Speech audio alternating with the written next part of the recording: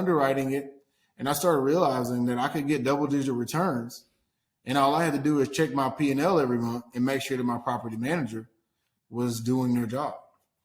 And that's what we did. The thing I loved about it too is these are commercial corporate backed leases. That's another word you don't hear a lot about.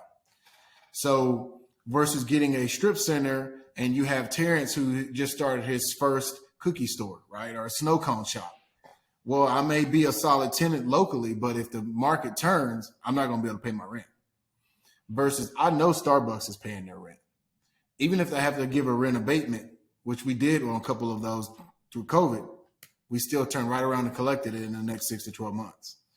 So those credit rated tenants, AAA rated tenants, corporate backed leases is all I started tracking.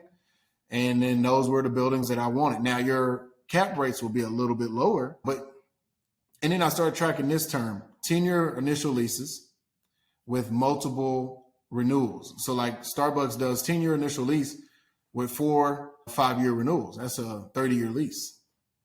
So people are like, well, yeah, but then you can't capture the upside. Well, if I pay the building off, who cares about the upside? So it's just really understanding those returns.